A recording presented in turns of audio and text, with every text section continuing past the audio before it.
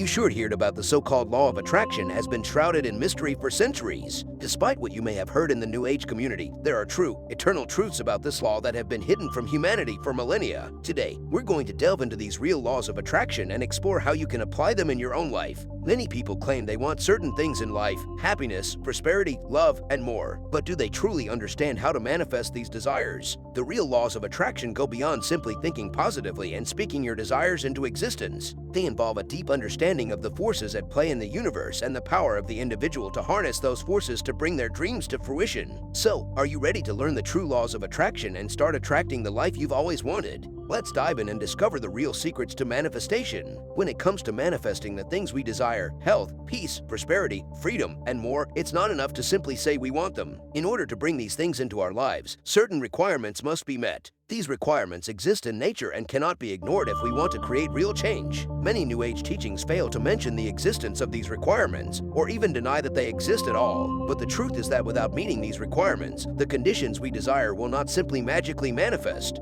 It takes more than positive thinking and speaking our desires into existence. It requires a deep understanding of the forces at play in the universe and the knowledge and action necessary to harness them. This knowledge is often referred to as occulted, meaning it is hidden from the general public. But it's important to remember that the word occult simply means hidden, and it's not necessarily associated with any nefarious or sinister connotations. This occulted knowledge is held by a select few, but with the right understanding and action, it can be accessed and utilized by anyone to bring about the positive change they desire in their lives. This occulted knowledge, or hidden knowledge, can be divided into two categories: the arcana, which pertains to the individual units of consciousness and the human psyche, and the greater arcana, or major arcana, which refers to universal spiritual laws that govern the consequences of behavior for intelligent species. This knowledge is often kept hidden in order to maintain a power differential, as those who possess it are able to understand and manipulate human consciousness, motivations, and perceptions. The degree to which an individual is able to perceive and understand the truth can be described as their consciousness or frequency. A higher frequency allows for a greater understanding and recognition of patterns, while a lower frequency leads to a less accurate perception of reality. If an individual's frequency becomes infinitely high, their perception of reality would be indistinguishable from the truth.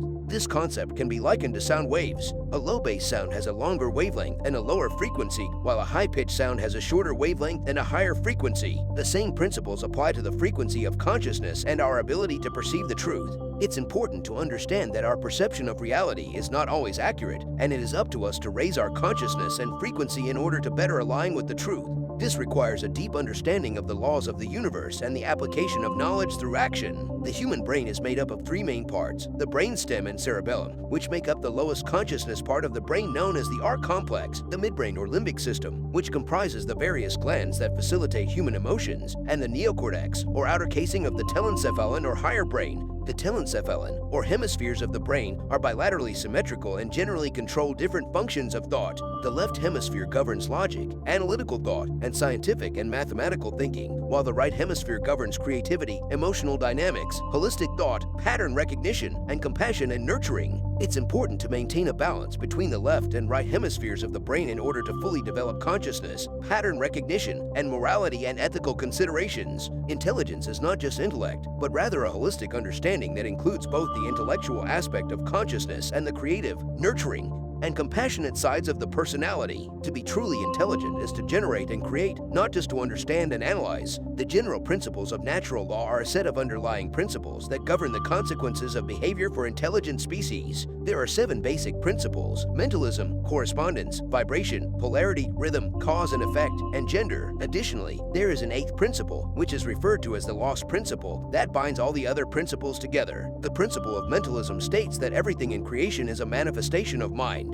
The principle of correspondence states that which is above is similar to that which is below. The principle of vibration states that everything vibrates at a fundamental level. The principle of polarity states that everything has a dual nature and polarities. The principle of rhythm states that everything has a flow or tide and a swing or rhythm. The principle of cause and effect states that every cause has its effect and every effect has its cause. Finally, the principle of gender states that everything has a masculine and feminine aspect. These principles, when understood and applied, can lead to a greater understanding of natural law. The 8th principle of natural law, known as the lost principle or the generative principle, is the driving force behind our thoughts and actions. It is the causal factor that goes into effect and generates the result we desire. This principle is often referred to as love, but it is actually care, a different concept than compassion or even love. Care means paying attention to and helping to grow what we focus on. Ignoring negative things does not ensure that more of them will not occur, but rather fuels them through ignorance. The real law of attraction works through the dynamic of care, which determines what we manifest in the world.